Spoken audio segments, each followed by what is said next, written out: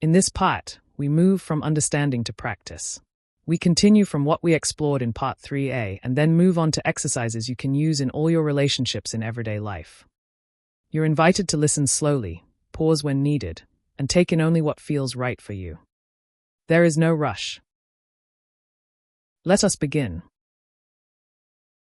These conversations have begun to change how I am with people, not by forcing anything or taking on a role, but by allowing myself to be slower, more present. I now notice how I used to react almost completely automatically. And when someone does something I don't like, I don't let it control me in the same way as before. Instead, I try to be curious about what they might have been feeling or needing, and about what could have caused them to act that way. That sounds good. You once said that how we relate to what others do, and how we experience the way they meet us, reflects more about how we relate to ourselves than about them. Is that really so? Indeed, that's how it is. How you experience what another person does, and what you believe about their intentions toward you, often reflects how you relate to yourself and how you treat yourself. For example, if you are demanding toward yourself, you are often also demanding toward others, and you tend to assume that they are demanding toward you as well. If, for instance, you can't help commenting on how your partner drives, that usually says more about how you relate to your own driving than about how your partner or friend actually drives. This applies whenever you criticize another person. And if you don't like what someone says about you, it can be valuable to reflect on how you yourself relate to yourself regarding the very thing they commented on.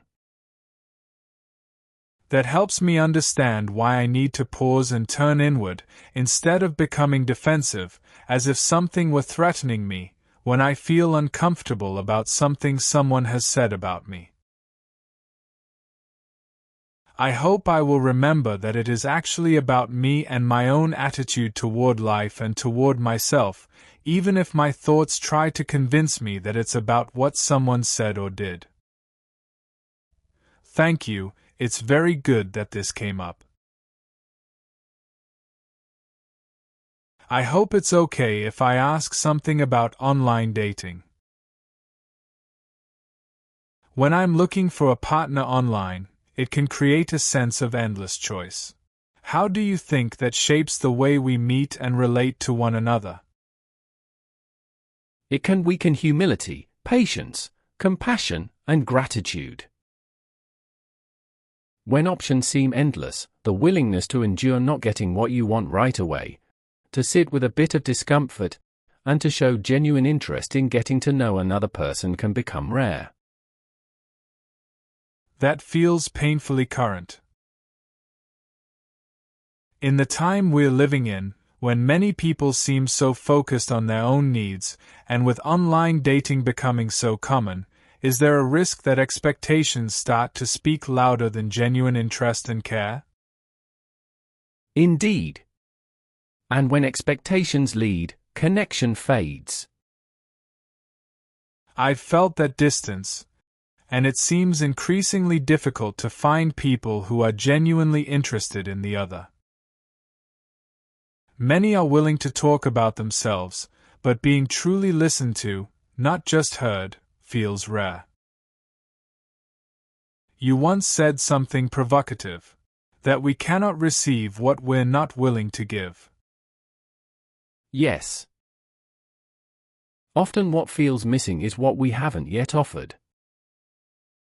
That challenges me, in a good way. Isn't that unfair sometimes? It may feel that way. But love, genuine interest, and care are not a transaction, they are an expression of who you are. You might try this sometime. Give your full attention to what the other person truly feels and needs on a deeper level, instead of focusing all your energy on what you want. Notice which feels better. Don't just think about the difference in theory, try it for real. You may be surprised by what you experience. This doesn't mean overlooking your own needs. It may sound counterintuitive, but the more you genuinely take the other into consideration, the easier it becomes to sense what you yourself truly need on a deeper level. That changes a lot. There's something meaningful in the idea that when I dare to truly see another, I also begin to see myself more clearly. So you also said that relationships don't grow unless both are willing to change? Indeed. Growth only happens when both are willing to change something and to move. But remember, to change your behavior, you have to begin by changing the way you think and relate. Try, from time to time, to pause and honestly notice how you are thinking and how you are relating. Every now and then, consciously choose to try a new way of thinking and being. You can try this today, or at the very latest, the next time you meet someone. I truly mean that. Thank you for challenging me. I'll try what you suggested, starting today. You often speak of two ways of relating. What are they? Love or fear.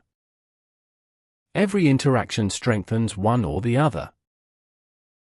It's a strong and clear guide, even though our thoughts often try to make it seem much more complicated than it really is, as if there were endless options instead of a simple choice between these two.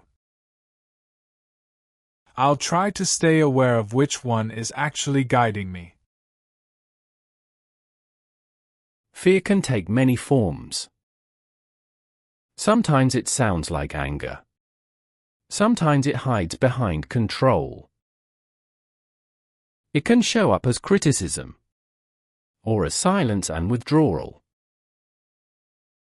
Sometimes fear tries to please everyone, and other times it masks itself as superiority. It can live as constant worry, or as stress and restless activity. And sometimes, fear pretends not to care, showing up as selfishness. They don't act this way because they are bad or evil, but because they carry wounds. And in order to protect these wounds that arose from not receiving what they truly needed, they developed these behaviors. Yet these behaviors do not help them get what they need. On the contrary, they often push it even further away. What you're saying challenges my compassion. It's not easy to feel compassion for those who are overly selfish or who make themselves seem big or superior. But when I understand that, at their core, they are driven and guided by fear, shame, and helplessness, a frightened inner child within them, it becomes easier to meet them with understanding. And that feels better, and more true, than being harsh or judgmental toward them. It is sad that, through their behavior, they actually create barriers that make it more difficult for them to receive what they truly need. So, do all behaviors have understandable causes? Always.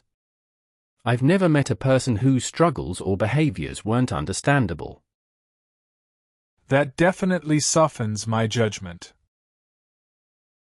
How does society handle these unmet emotional needs today? Many behaviors that grow out of emotional deprivation are becoming normalized today. Our society accepts more and more selfishness, aggression, and extreme individualism. And it is actually very sad, because so many of us did not get what we needed, and now so many of us behave in ways that make it even harder to receive what we truly need. We so often build obstacles instead of connection and unconditional, mutual understanding.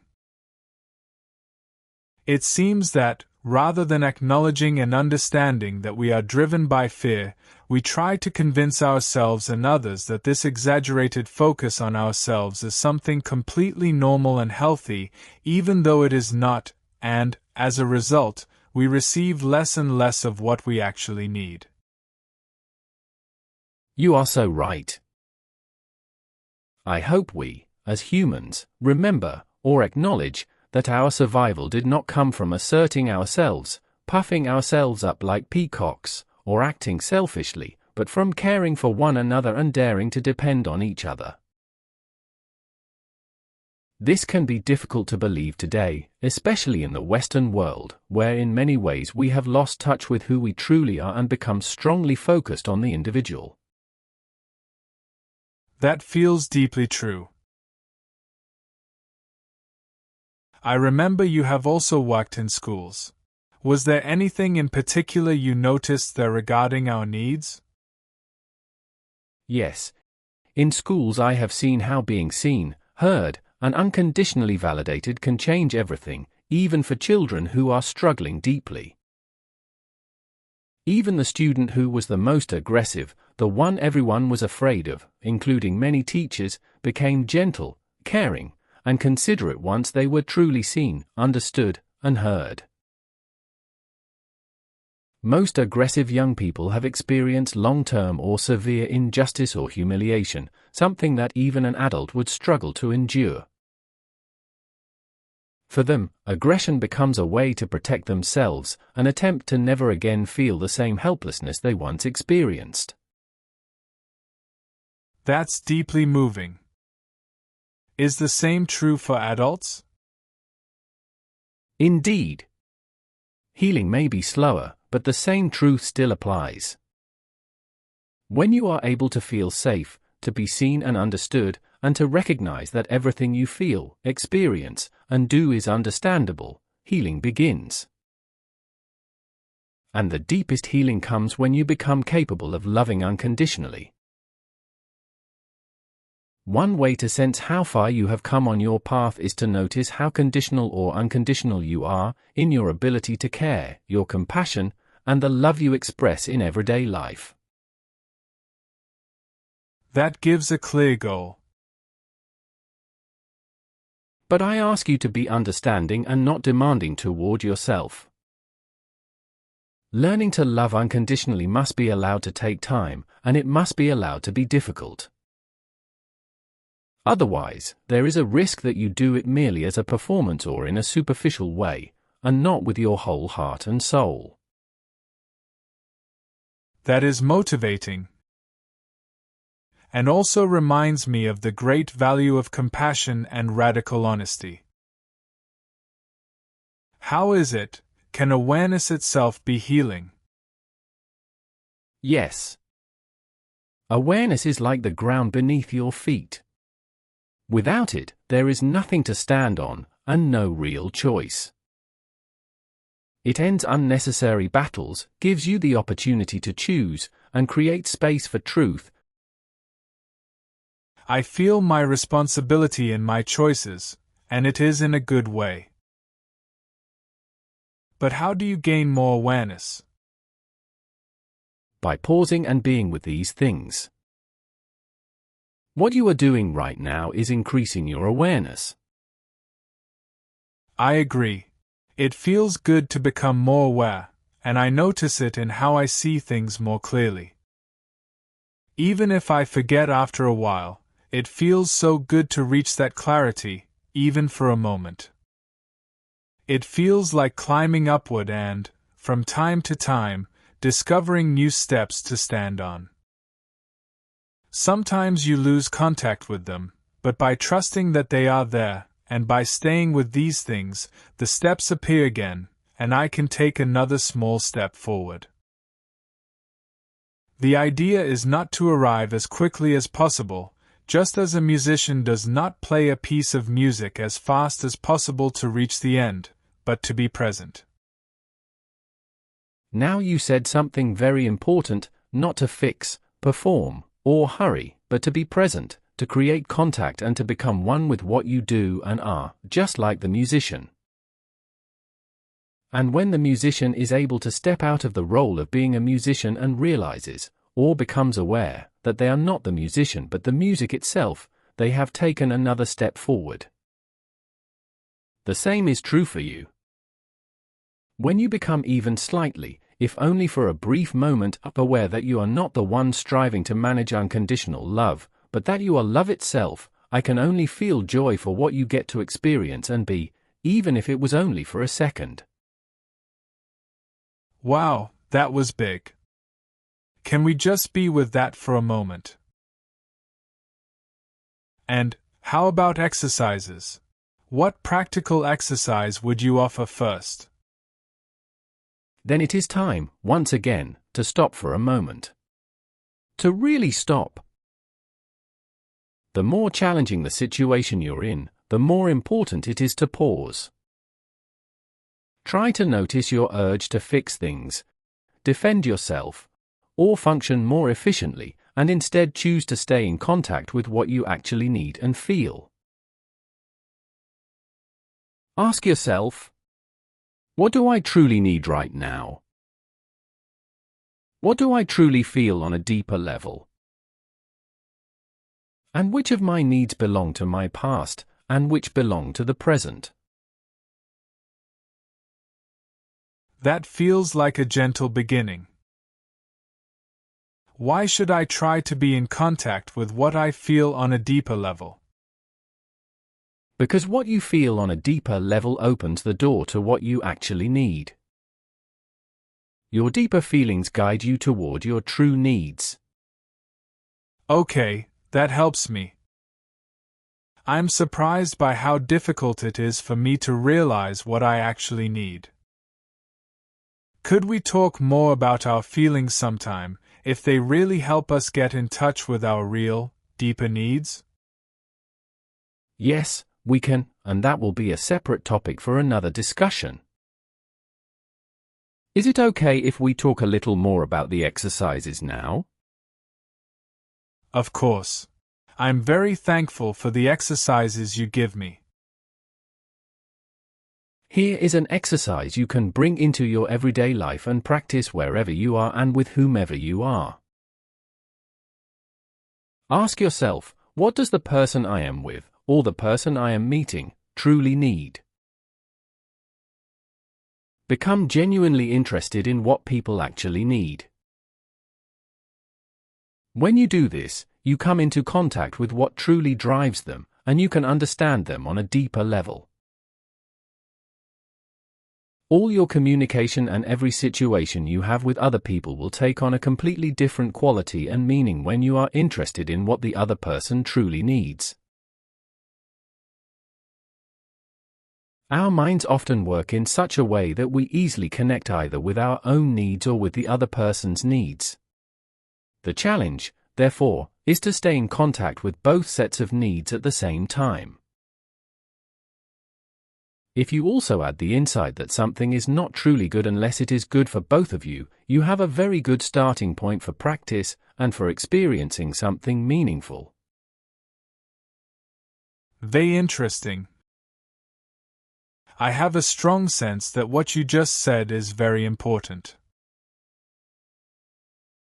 I understand now that what the other person needs is important to me as well, because it helps me understand why they are the way they are and why they do what they do.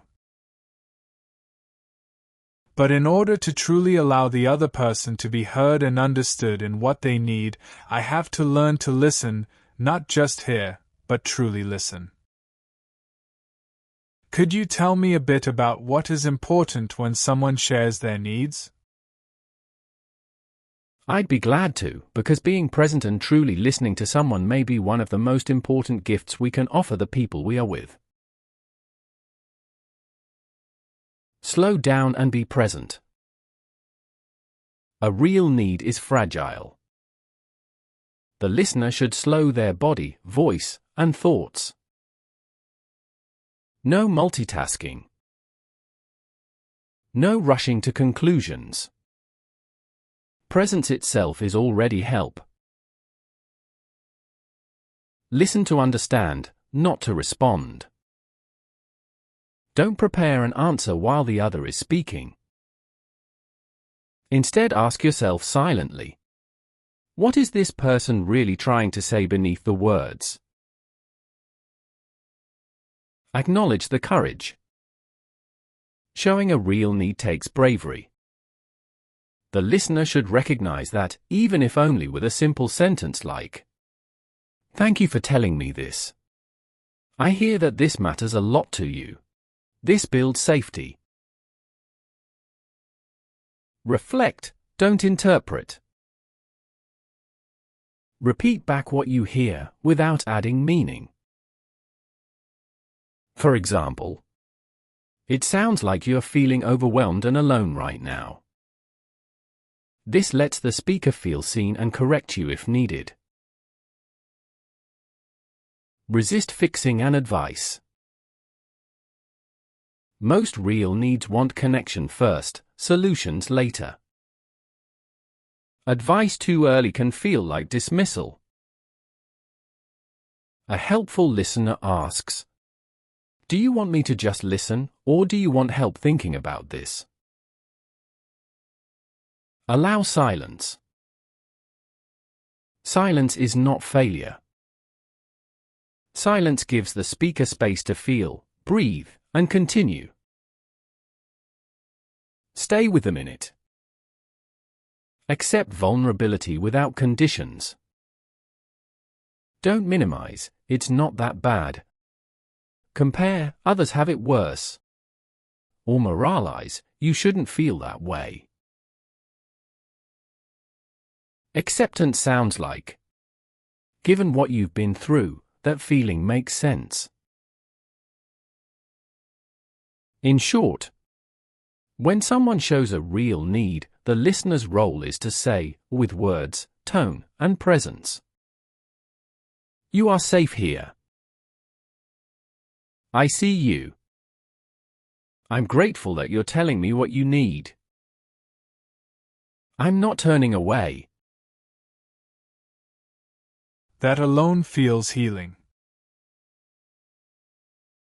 You said earlier that giving is healing. How can that be? I thought it was receiving that heals. That as well. But giving is healing because an older part of the brain cannot distinguish between giving and receiving on a deep emotional level. So every time you give, you are also, on a deeper level, giving to yourself. At the same time, we come into contact with something deeper within us, something that cares, is benevolent, needs connection, and responds positively to togetherness. We also experience a sense of meaning when we are able to help, in contrast to short-term self-interest. Giving, especially when it is voluntary, a conscious choice from our heart, and free from expectations of return, reminds us that we are one, that we are connected to others. And that is deeply healing. Thank you for staying with this conversation. These practices are not meant to be perfected, only explored with honesty, acceptance, vulnerability, and care. If something touched you, you may wish to return to it later, at your own pace. And if you feel called to deepen this work, you are warmly invited to explore the original Love Unconditionally Handbook, available in full and completely free here on YouTube. Please consider commenting and liking. It helps others find this work. We are walking this path together.